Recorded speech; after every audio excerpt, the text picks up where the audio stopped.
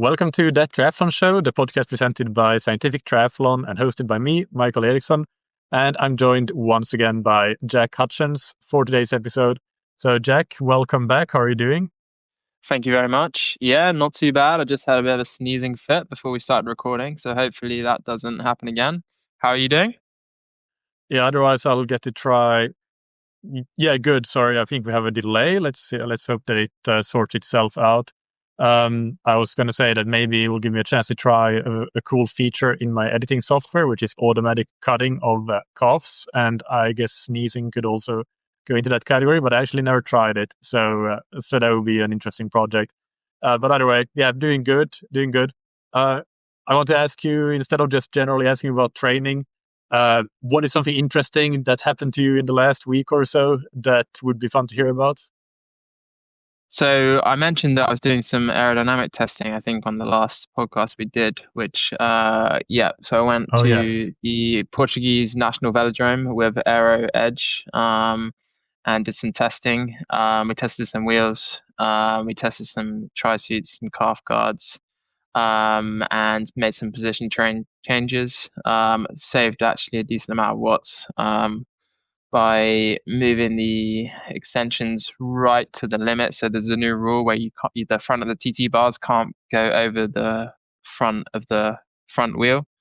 I still had about 4 centimeters to play with, and I pushed it right to the end there and had a saving of at race pace. I think I haven't got the full analyzed data yet, but I think at race pace we're talking 10 to maybe more, 10 to 15 watts, which is decent. So yeah, pleased with that. And also calf guards, unfortunately they are faster. I wish they weren't because I hate them. I think they don't look the best and they're annoying, but they are faster. So yeah, that's was one finding. Well, at least the ones that I tested, the ones that I use, they were definitely significantly faster. So yeah.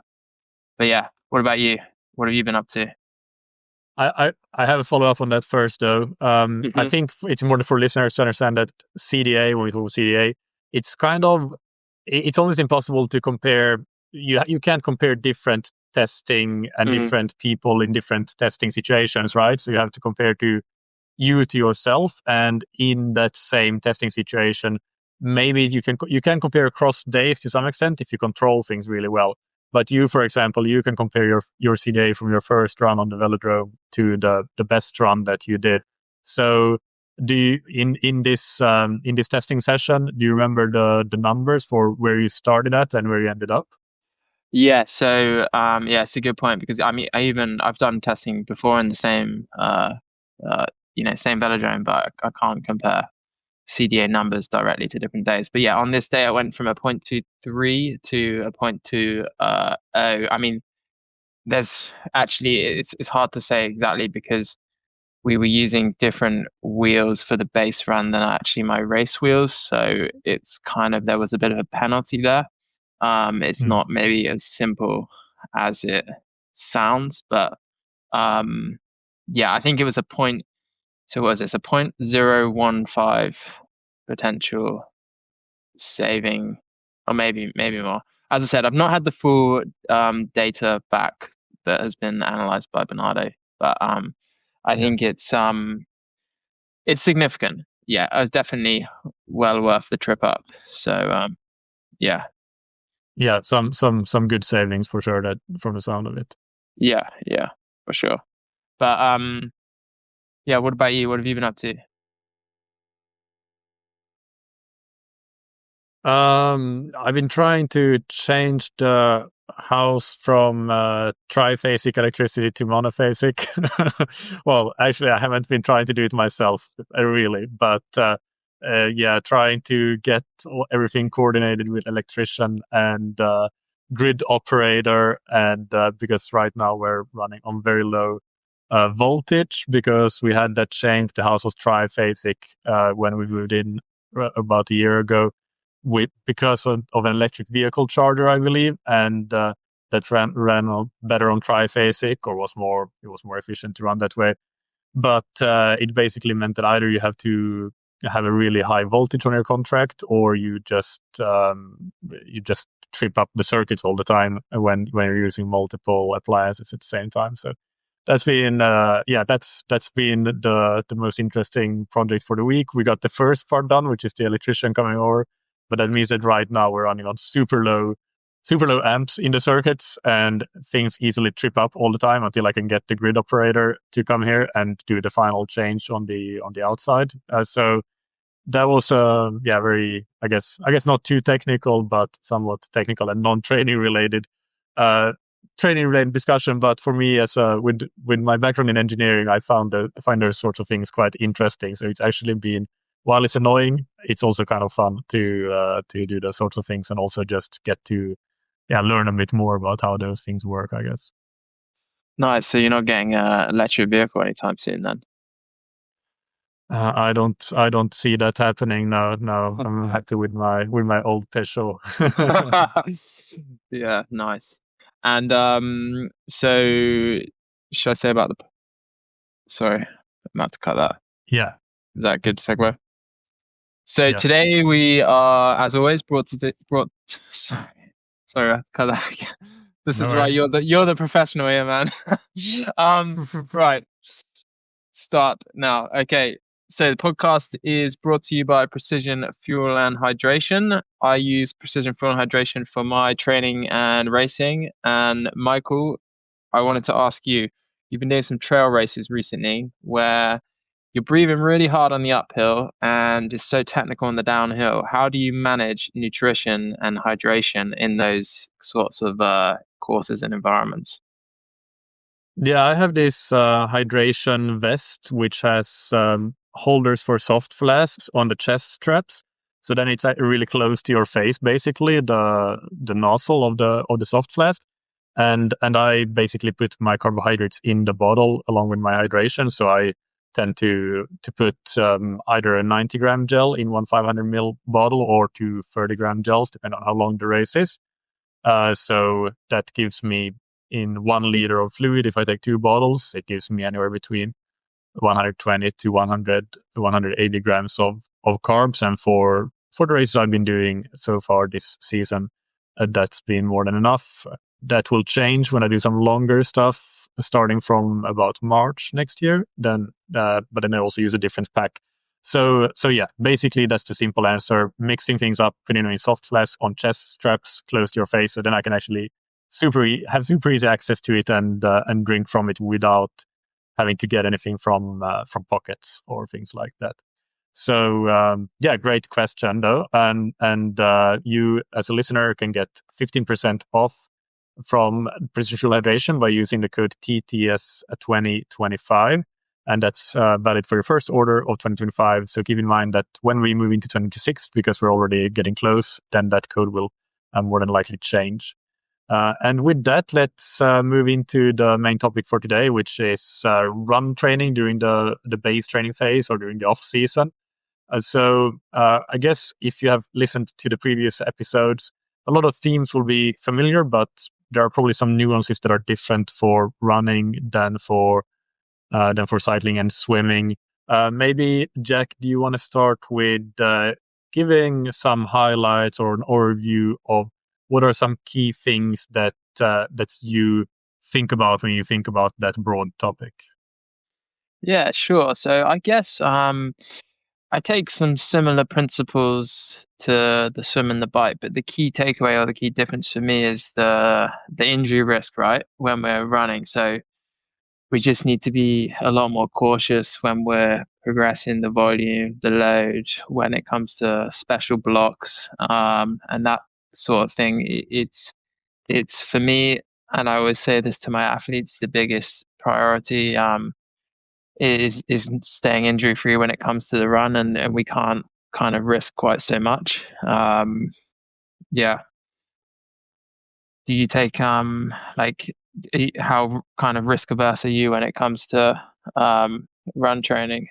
Yeah, quite risk averse.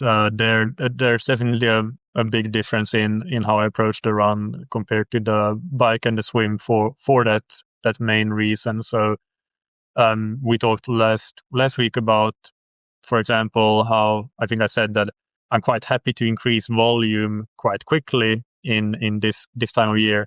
But most of that, or almost all of that volume increase comes from the bike and the swim, and the run will of course ramp up, but the run volume will ramp up really slowly. So I have a basic rule of thumb that I try to mainly not ramp up by more than 5 minutes per run per week. This can go to 10 minutes for an athlete that is very experienced and they're used to running, let's say, 5 hours per week. We start them off at 3 hours or 2.5 hours. Then, if I know from experience that they're not that injury prone, they can do that. Then I'm happy with maybe 10 minutes per run per week. But 5 minutes per run per week is a safer bet, and that's what I would recommend for as a general blanket statement. So volume, ramping up volume overall, ramping up the long run, similar thing there, and similarly with the intensity, not just what type of intensity you're doing and how much of it you're doing in a session, but also how quickly you're progressing it. Being quite careful with that. That would definitely be some of my main points as well. But that being said, I guess some of the points that I like to do at this time of year is to include quite a lot of running on rolling or even hilly terrain to work on that strength element. Also, I think it potentially boosts running economy. But a lot of the endurance running, basically, I would encourage athletes to do on rolling, hilly terrain.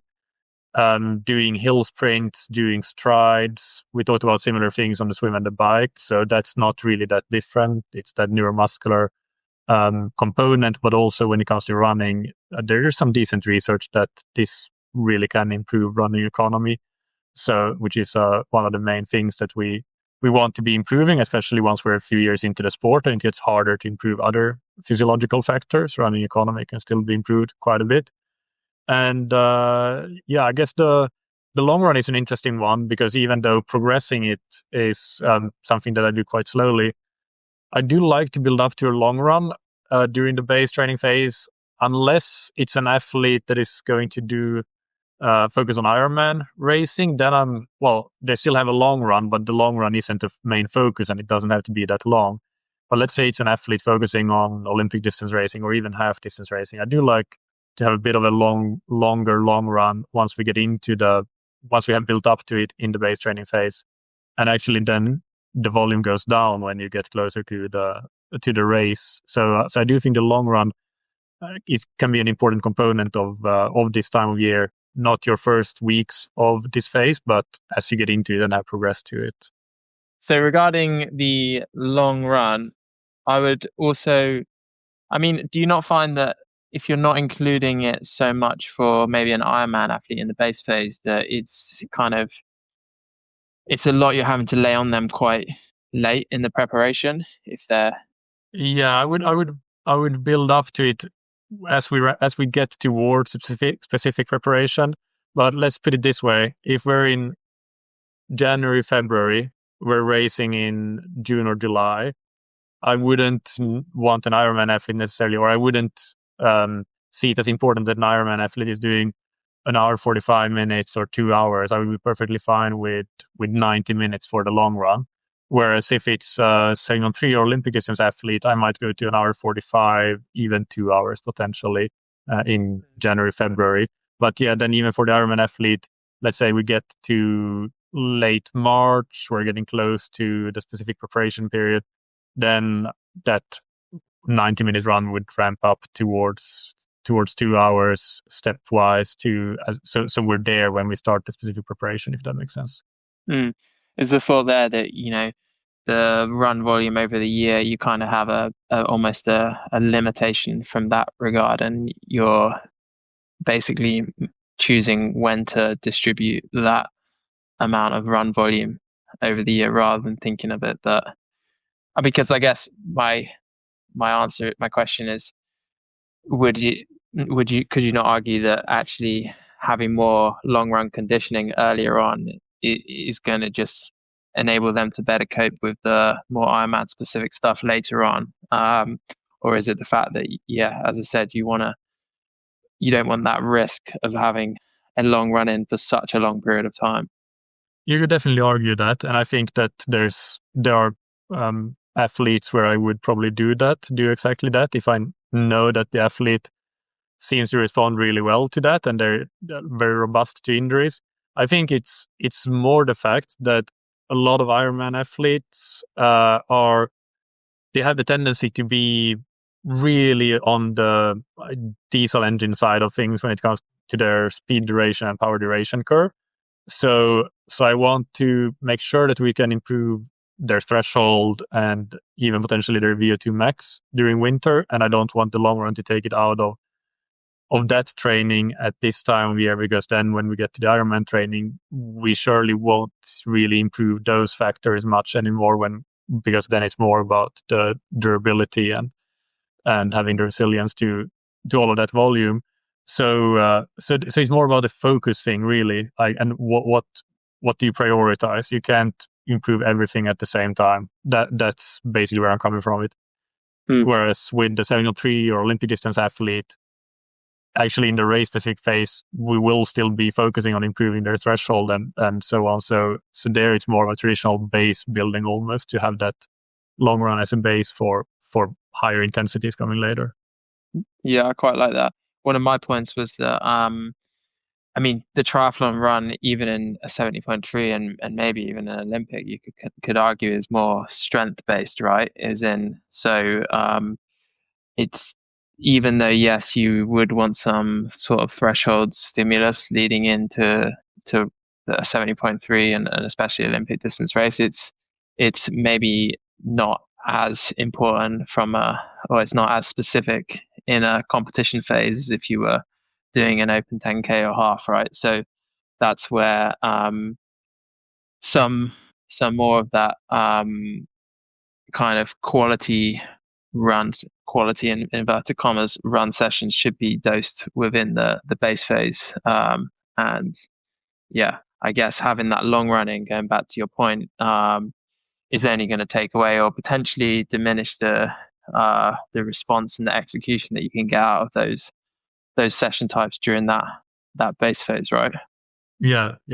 So how do you think about the long run? How do you include it, or to what extent? Yeah, so in the early base phase, there's like no intensity. I definitely like to have some hills in there in order to get maybe a little bit of natural intensity from that perspective. But at the beginning, or for the majority of the base phase, it's not. There's no real structured intensity within it. But I would still, in most instances, look to push the long run duration and volume out to at least moderate duration based on the individual. What does that mean if you have an athlete, let's say, they might be running 4 hours per week or so, and how much of that would be the long run? Probably no more than, for 4 hours per week, probably no more than 75 to 90 minutes, I would say. And it's also just about looking at, because the emphasis, as I said, at this point, especially in the early phase, is about the more neuromuscular stuff, and I'm looking to progress out the volume in the heavy intensity domain, so the kind of threshold or sub-threshold intensities in different sessions, maybe some tempo. And so if the duration of the long run at that point is going to really take away from that, then it's trying to balance that a little bit as well. Yeah. But going back to my very first point, the long run, whether it be adding intensity or duration, the risk of injury is always so high. So yeah, I like your take there to add 5 minutes per run. I think that's probably maybe a bit more cautious than I would be, but yeah, depending on the individual, but yeah, I think it's fair to say that when I know the athlete and I've worked with them for a while, it doesn't end up being exactly that. It ends up being a bit more on average. But 5 minutes per week per run is probably how I would structure, or how it is how I structure a ready-made training plan, for example, or how I would advise somebody who I'm just talking with ones, like in a consultation setting or something like that. But also some of my athletes that I know are more injury prone or that I haven't been working with for as long a time, so I might not really know whether they are injury prone or not yet. So yeah, it is more on the cautious side, and I definitely don't have it as a blanket rule that always applies. This might be putting you on the spot a little bit, but in terms of intensity distribution in the run, because the run volume tends to be a little bit lower, how would you say it differs? Would you say there's a little bit more intensity as a percentage because you're not able to really have such high volumes, or is it still going to be scaled to the same as across a swim and bike? Yeah, it probably is compared to the bike, at least. I mean, a lot of people do a similar amount of swimming and running. So their swimming would probably have the higher intensity, the higher amount of intensity. But compared to the bike, yeah, I do think that the run would have slightly higher percentage of intensity for most people. But again, that might not be the case for some runners that are more injury prone. Then it might be a good idea to be even more cautious and keep a pretty strict lid on that, and keep the percentage of intensity low.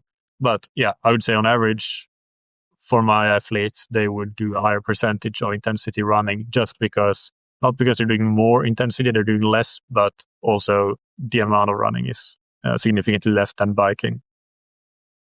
And yeah, I mean, on that kind of related, what's your take on the intensity or the how to pace or execute kind of zone 1, zone 2 type endurance type runs? I mean, I personally have run with a lot of elite runners and triathletes over the years, and triathletes especially will, even guys who are at the top of the world, they're running super slow for their easy general aerobic running. I think in the running world it tends to be not the same, but there seems to be a bit more of a spectrum that elite runners can do. Some will be running super easy, whereas some, the endurance running will be quite a bit faster. That's my observation. What's your take? Yeah, I mean, I agree with that observation. I think it has a logical explanation that pure runners, it is about load management and it's about biomechanical load, but it's not so much about fatigue management because the overall volume is significantly lower than for a triathlete. And for a triathlete, it's so much about fatigue management. And energy management, basically, you have your energy budget. So that's why triathletes often end up running significantly slower. Yeah, I think for runners, it makes sense. Like you get a tiny bit, a couple percentage points more bang for buck by running a bit faster in the proverbial zone 2 rather than zone 1, let's say. But the juice is not worth the squeeze if you're a triathlete and you're trying to do that, but then it just means that you're too tired to hit your higher intensity sessions well. So I think that's what it comes down to, really. Like it's fatigue management and energy management. So for the most part, I'm with even in cycling as well.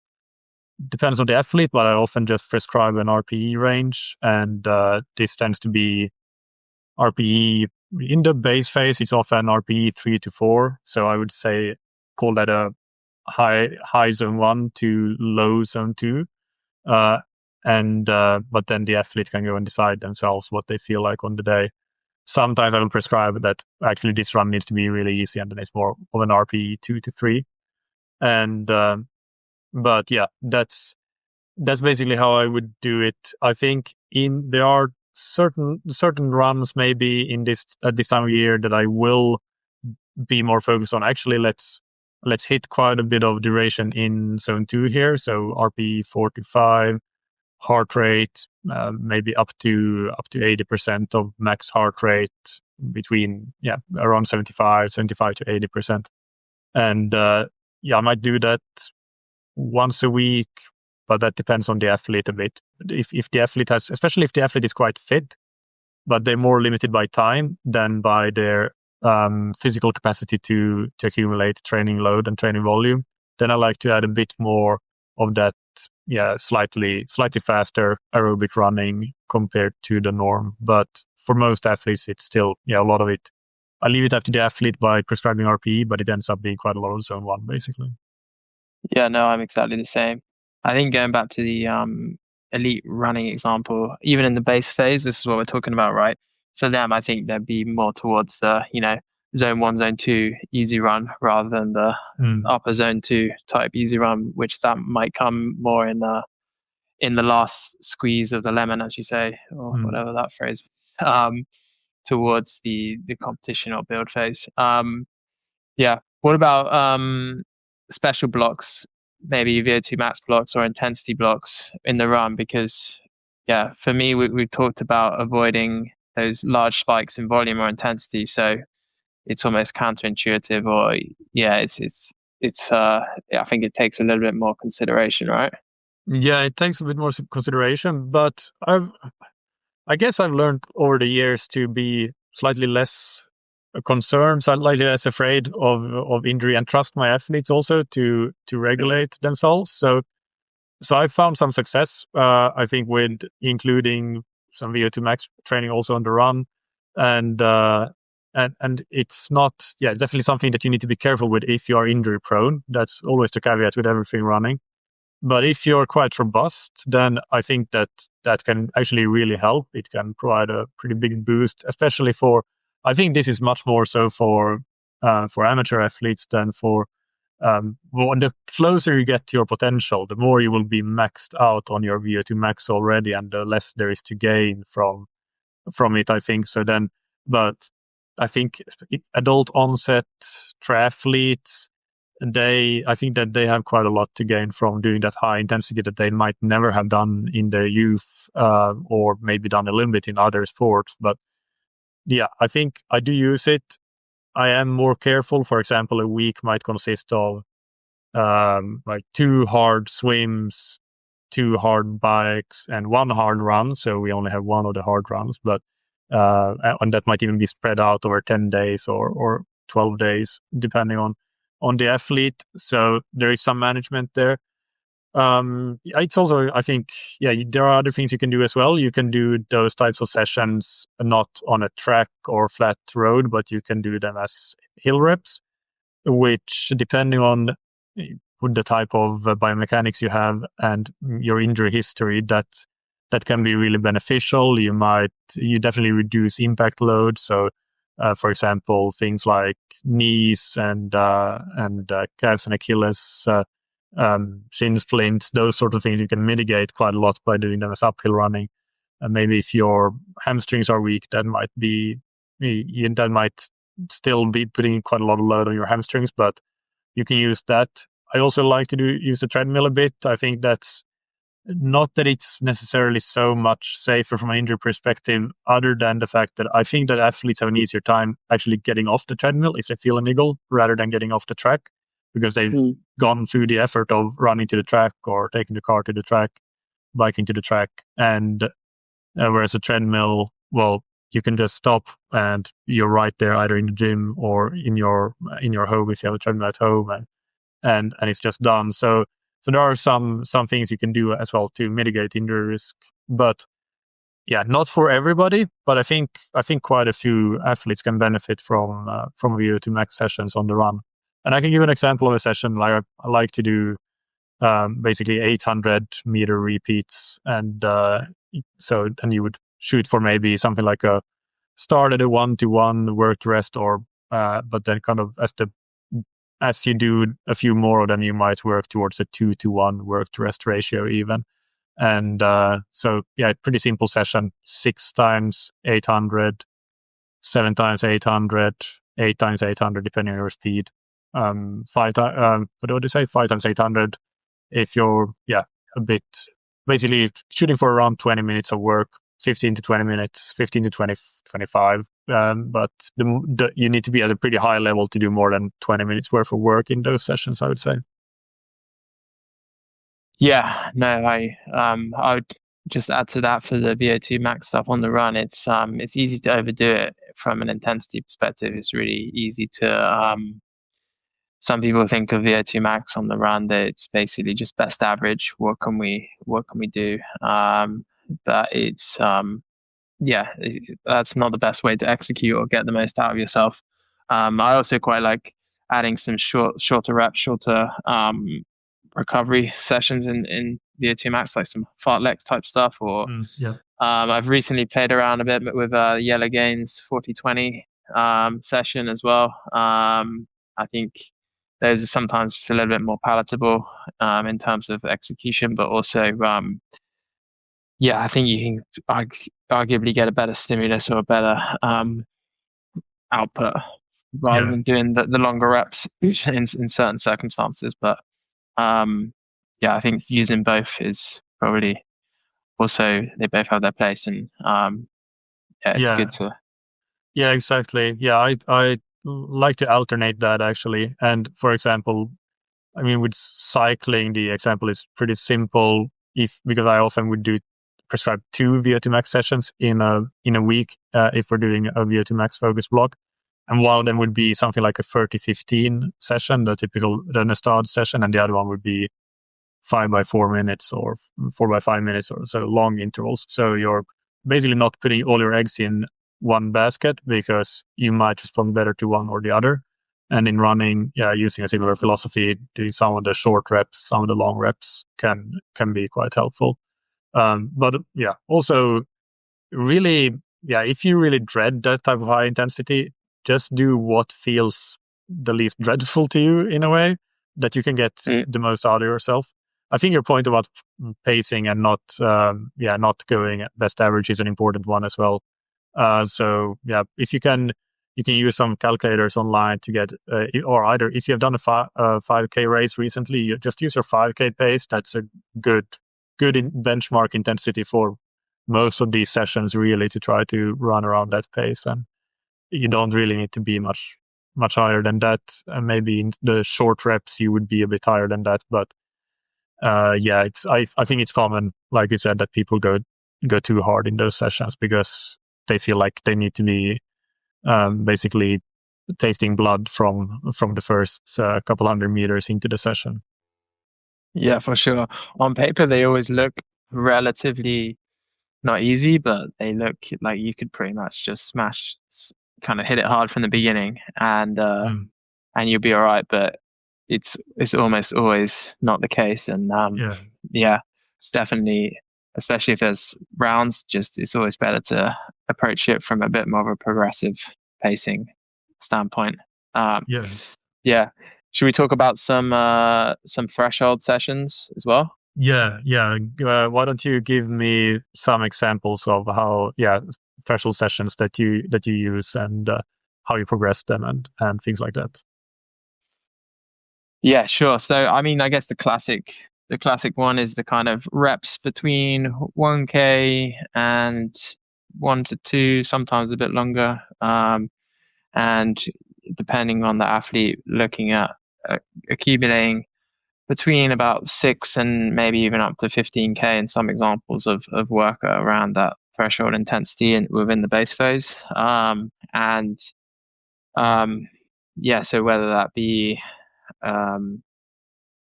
4x2K, 6x1K, or 4x2K, or 3x2K, 4x1K, or I also like to use some shorter LT2 or threshold sessions, so that'd be more 400 to 800 kind of rep durations, and for all of these we're looking for relatively short recoveries, just to make sure that we are not the heart rate's not dropping too much, and the recovery, if you need kind of a too long recovery, like almost a 2-to-1 type recovery, then especially in the base phase, then I say that you've probably gone too hard. And actually, even on K reps, I like to only give a minute to 75 seconds or so. And we're really looking to maximize the duration of that type of work rather than see what we can average for the first 5 reps, and then start to really fade, because then we're not really getting the right kind of stimulus and the right outcome from that session, and it ends up being more of a similar to a VO2 max session, but also not quite hitting that one either. So it's I know you quite like using threshold hill reps as well, right? Do you want to? Yeah, I think it's it's something that I've started in the last couple of years in a triathlon context. I think the downside of these is that they're honestly best done on a treadmill, because otherwise you run into that issue with recoveries, and because it just takes too long to return down, unless you actually live in the mountains, and then you can do some cool sessions just running up, but then you still need somebody to pick you up perhaps, or you just run all the way down at the end. But similar to what you said, but just doing the same thing as time-based intervals, and with something like 4-minute to 6-minute or 4 to 8-minute intervals, really, with honestly something like a 4-to-1, 3-to-1, 4-to-1 work to rest ratio. That's what I would use there as well. But I mean, I guess it's a bit more of an advanced technique, I guess, or advanced session. I do like how it works on that strength that we talked about you do need in triathlon running. I would still prioritize just regular flat threshold running above it, but it has the advantage as well of again, some of that injury mitigation, because you're not running fast, the impact is lower. So for certain athletes, that's also helpful. And even the fact that it makes you not so attached to your splits and your paces can mentally be quite good for athletes that always want to push the limit a bit too much. Then using hill reps based on heart rate or based on RPE or a combination of both of those, that can be quite useful to get off of that chasing splits, chasing paces, and just focusing on finding the right effort and doing the session in the right way. So I think that those can be good sessions to include. Maybe if you do two flat threshold sessions, you could try to do one hill threshold session for every 2 flat sessions, and see if you respond well to that. I think a lot of people do respond well to that, but I'm not saying that everybody responds well to that. It is a bit not unconventional, but it's less used, certainly. Yeah, I mean, I typically would use it a bit earlier in the base phase when, we're just looking for more of that strength response and recovery. We can kind of get away with just not being quite so optimal. I know personally when I did a threshold hill block, I responded well to it. So it definitely has its place, and that was with the up and down with long recovery as well, because it was using, I think it was 3 minutes up, and it was a similar duration to get back down. So but just being conscious of the limitations of it, I think it can work and have its place. Yeah, and I actually had my best triathlon run splits when I had a consistent period of doing, and this was done as outdoor threshold hill reps with. I didn't even have a long hill, something like 2.5-3 minutes, just running up and down, get it to 30-35 minutes of work there, and that led to my best runs across 3 different triathlon distances, I would say. There we go then. There's two examples here. Yeah. What about terrain and surfaces? Is this something that you pay a lot of attention to? We mentioned using quite some hilly terrain, but do you recommend using a lot of soft surfaces to run on, things like that, or do you don't care too much about that?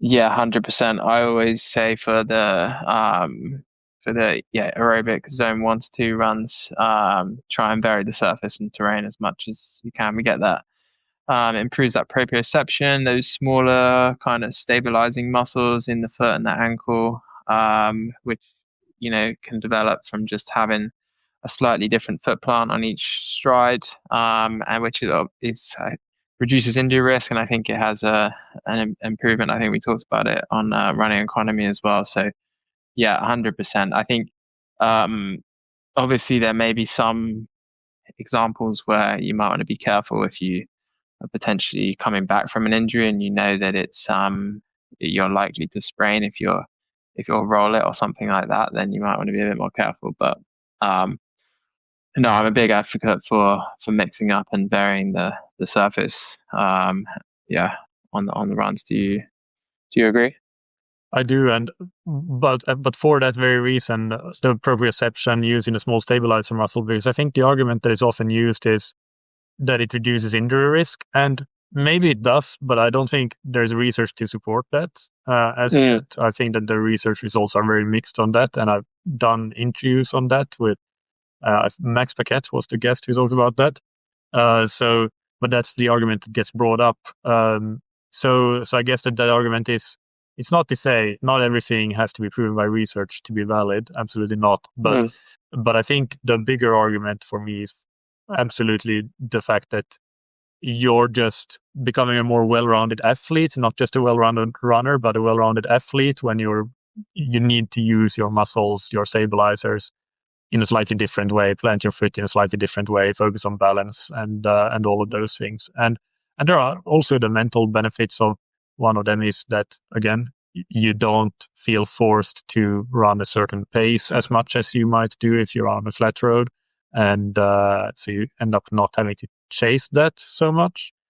So yeah, I do think that that's a great thing. It's not that to be honest, I'm not like too... I guess I don't speak too much about it with my athletes. I let them choose what they prefer, if they do prefer a road. But yeah, if you have that discussion, I would definitely say that I am an advocate for using that. I think there are benefits there. If you have that sort of, if you have some soft surface available, it doesn't have to be something, doesn't have to be the world's best trail or anything, but something that you can use. And sorry, go on. So, I mean, on the flip side to that, then, if there's not good evidence for it preventing injury. What about just doing all your runs on a treadmill? I'm not a fan of that. I'm actually a big fan of treadmill running myself. I like the treadmill as a tool, and I probably like it more than a lot of people. Not most, but I'm definitely like it more than average. But I've actually seen it in athletes I coach that have used this treadmill exclusively. Then they go out for a run and they can't move for 2 weeks because they're just too beat up. So you do have to get used, and that's why I also don't think that you can only run on soft surfaces, and then you can do that much more closely than to only run the treadmill and then expect to run well on paved road. But you do need to build some resilience to just that pounding of paved road if that's what you're going to race on. So yeah, I'm not a fan of only treadmill, and there are also other reasons. Like, it's just that monotony of the mechanics. It might, in the worst case scenario, exacerbate some issues you have, and might lead to injury for that reason. So yeah, I'm not a fan of using only treadmill if you can avoid it. But I know there are certain climates where you really can't avoid it, and for a certain time of year anyway. So if that's the case, actually, you should be aware that the treadmill is a brilliant tool. You can build brilliant fitness on the treadmill, just like you can on the indoor bike trainer. But you need to not get off it completely, but you need to get off it partially as soon as you can to start to build other characteristics and attributes that also are super important for your ability to race well. Yeah, I agree. It's good enough for the Ingebrigtsens. But I mean, when I say vary the surface as well, it's definitely, I don't mean you're just running exclusively on soft surfaces, right? It needs to be varied in terms of having the hard stuff there as well. But I mean, the treadmill for a controlled environment and executing good intensity control, which is, I guess, a theme that we've maybe been talking about today in the run and having to be careful with that on the run for injury risk. That's where it comes into its own, right? It's very. Yeah, absolutely. And there are a bunch of small things as well, like if you're doing a harder session there, I think that it's not that it's so much easier, but I think runners tend to do a better job of fueling when they do it on the treadmill, because it's so easy to, if you go out and run on the road, especially, a lot of athletes wouldn't bring something like a soft flask, or they might bring one, but it's maybe not enough if you have a slightly bigger threshold session, whether it's on the carbohydrate or fluid side. So you're just not getting enough. If you're on a track, it's a bit more easy to get everything you need, and they just leave it there. But if you're on the road, that gets a little bit harder. It's doable, but it ends up not being done so often. And with the treadmill, it's just easy to have everything you need from a nutrition and hydration perspective there. So yeah, lots of benefits to using it, and for sure. But again, shouldn't be the only thing you use, and unless it's for certain periods when it's just impossible to get out due to your climate. One more question on kind of related, actually not related, but brick runs. Is this something that you include at this time of year or through the base training phase, or? Not typically, unless it's a big limitation that an athlete has, that we've recognized that they really struggle in, or they really want to focus on it. I typically wouldn't bring that in until a competition phase. I mean, one thing we haven't touched on actually is the order of like timing of run sessions as well, in and around swim and bike training.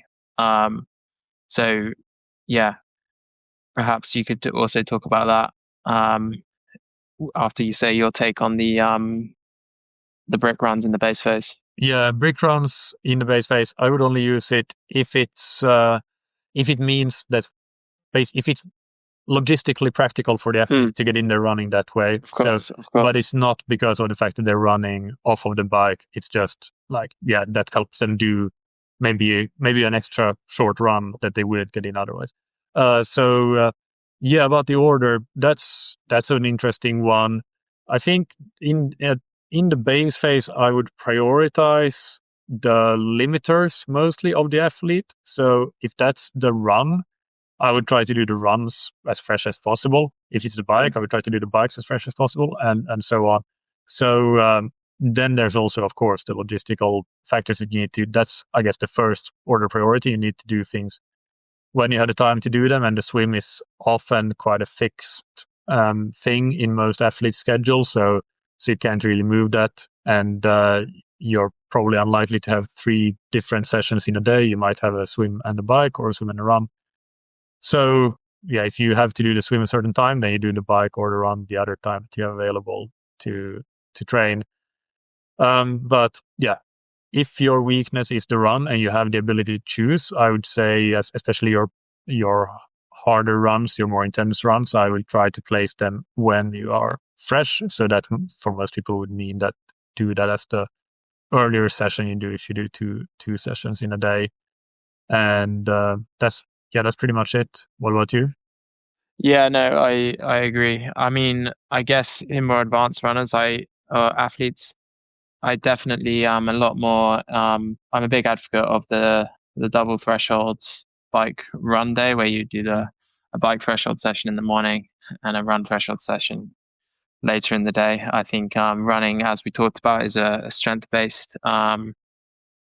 It's more strength based in triathlon, so we need to get used to running on tired legs, which is obviously more going to come from the brick sessions in the competition phase. But I think that having the double threshold days in the base phase as well is going to kind of be a bit more of an introduction to those brick sessions that are going to come further down the line. And I think that having a little bit of fatigue in the legs is not a bad thing for those for those run threshold sessions. I think where I would be a bit more reluctant is when it comes to more VO2 max work or anything more neuromuscular. I would really want to be fresh, the athlete to be fresh for those run sessions. Yeah. But I really don't think the swim has much of an impact, so I'm not too fussed if that's before or anything. Yeah, that's fair. I think it can, but if it's a really hard swim, but yeah, it's rare. That's more in a situation when the athlete goes to a master swim squad and they might do some really intense stuff there. It's not something that I would prescribe personally. So yeah, I agree with that, and I think it's a really good shout with the double threshold bike run. It's also something that I like to include with some athletes. If like you said, it's I guess a bit more of an advanced strategy, but I think it can be quite useful. I think. Do you have anything else that comes to mind that we haven't really talked about when it comes to running? One thing would be just maybe plyometrics and that sort of and drills. We could maybe touch on quickly. Yeah. The honest answer, I'm pretty bad at prescribing that. I get a bit lazy almost. Well, plyometrics I do prescribe, not in terms of necessarily a dynamic part of the run, but in the actual gym work that the athletes do. So a bit separate, but I include that. Drills and stuff. Yeah, I tend to get a bit lazy and don't prescribe that. I guess with your background in athletics, you might be a bit more on top of that.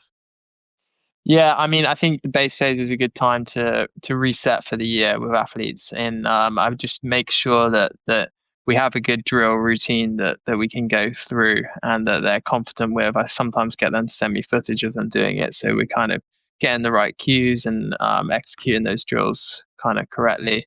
And it's obviously at this point it potentially it does have that direct impact on performance, kind of just the drills themselves in terms of economy and neuromuscular, that kind of stuff. But then I just like the athletes to be able to have some drills they can draw upon, which can prime them for run sessions going down the line when they're more deeper into the training block, into the winter and into the summer as well. So yeah, I again, it's not like swimming where swimming is such an alien movement, right, to humans that we need to be so purposeful and making sure that we're doing everything in a specific way. Running, we are, as the quote goes, born to run, right? So you kind of, the more you run, I think you do kind of the efficiency and the economy naturally comes more naturally. But I think having some drills in there definitely just gives some cues to some nicer running form, which can maybe accelerate that process a little bit. And as I said, also be able to prime and prepare and finish off a warm up in order to execute better run sessions down the line. Yeah, I mean, I think when you look at the best runners in the world, they all tend to do that, and I think that quite often we can learn something from what the best in the world are doing. Like there might be some examples where it's not the case, but more often than not, they're doing things for a reason, and it actually helps.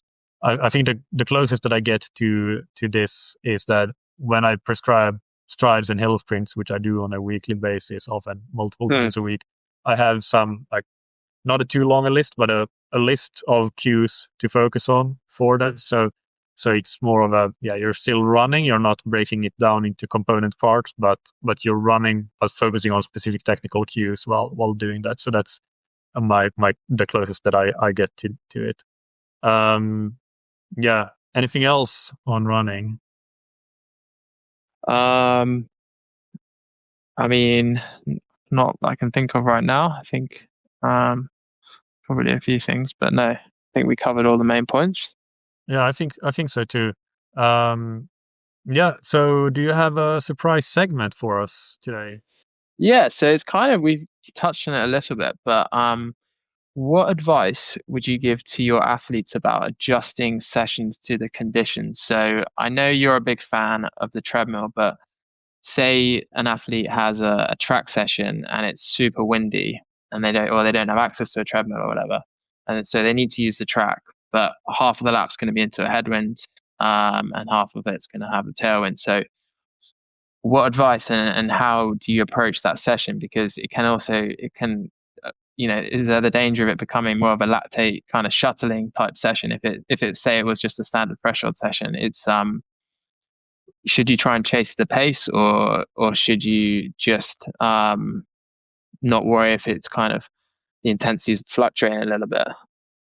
Yeah, no, especially this time. It depends. Well, it depends a bit on the time of year. If you're very close to racing, I would say the pace still matters, and I would be more not completely focused on the pace, but that would become more a priority. Now we're talking about the base training phase, and it's mostly about just improving your physiology. So we want to achieve the intended purpose of the session, which is a steady state type effort.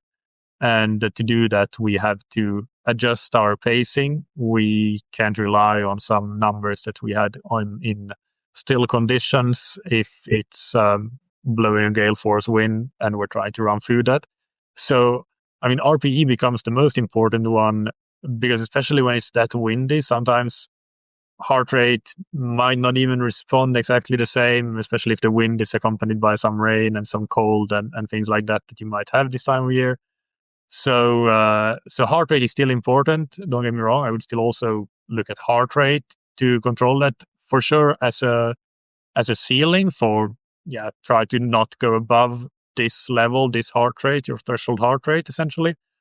But I also wouldn't want the athlete to try to force the heart rate up there if it's naturally lower, but the feeling, the RPE, is that they're running at close to a threshold effort, or the effort that they want to be holding there. So it's easier said than done to just say it, though, and for the athlete to actually do it is a different thing. But I think this is something that the best athletes are really good at, know when to do it. And maybe there is a time and place for pushing the pace when you're closer to racing. But yeah, I don't think it's in November or December or January or February if your racing starts in May, June or so. So yeah, that's my take on it. Did I miss anything there, or do you disagree or agree? No, yeah, I definitely agree with that. It is really difficult when you're on a track with the wind. I think one other thing I would add is that you could potentially make sure you know your 200 splits. People often turn up to a track with they have their pace in mind, or for example, or whatever, and maybe they use their watch, but their watch often isn't even accurate. So I always encourage athletes to make sure they know their lap splits. So pick a round number. Say if you're running 320 per K, that's 80 seconds per lap. So then you would know that at 200 you need to be at 40 seconds. But if you've got a tailwind, then you might be slightly faster, and then the next 200 you're going to be 2-3 seconds slower, and that's going to add up to a slower 400 meter split. So you can keep an eye on it a little bit more from that perspective as well. But yeah, or just find a treadmill. Yeah, well, that is a good option. That's certainly what I would choose. But yeah, I think that's a great point. I'm absolutely doing the same thing with the 200s and knowing your splits and knowing how to adjust them. One more thing, actually, that I just thought of. There is a great calculator on John Daly's website, Running Writings, that actually looks at that. I know he's actually talked about wanting to make a track-based wind adjustment calculator in the future. So I don't know. I think that might be quite difficult, and different tracks might behave differently. But at least you can get a feel for, the wind speed on the given day. Just go and plug that number and your target running speed into the calculator and see what does that correspond to in how fast would you be running on a still day to make that equivalent effort. And that can, I guess, give you a benchmark, give you a reference point for how much harder you would be working if you would just follow your pace rather than adjusting the effort correspondingly. So yeah, that's another point that people can use. Yeah, that's a good tool. By the way, speaking of knowing the 200 splits, what do you think of if somebody, they do, let's say, a set of thousands on the track, but they lap it when the watch says 1000 instead of when they reach the actual marker on the track? Straight to jail, or do they get a trial first? Oh man, that's gotta be straight to jail, hasn't it? That's nothing worse than the guy who's doing that. Yeah. No, I'm not a fan. Not a fan at all. I think even, I often even just quantifying track workouts as paces. Really, it's especially shorter reps. For me, it's always 400 splits, and that's the pure runner in me. You'd go out and you'd run whatever 70 seconds laps or whatever, but you wouldn't say go and run 3 minute per K. It doesn't sound right in my head. Yeah. But maybe that's one of those silly rules that I need to get rid of. Well, it definitely sounds more professional, I think. I don't think you have to go to jail for that, but it does sound more professional when you know that you're running 70s or 74s or 78s rather than you're running 3:15 pace or 3 minutes pace.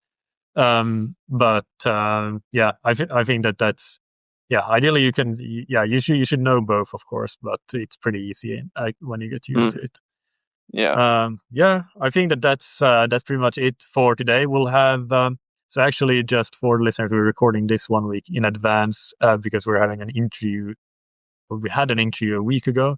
But then I think we'll probably have one interview a week after this, so there will be another 2-week break before the next base training series. And I think we'll try to talk about testing, strength training, and nutrition and diet in that episode. So we'll try to cover a bit of everything that we haven't gone into detail with yet, and that might be the last one of the series, unless we do a Q&A to finish off after that.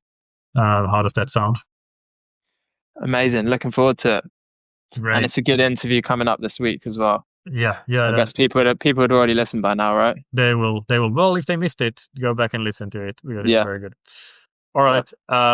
Cheers, Jack. Have a good week ahead, and speak to you soon. Thanks for having me, Michael.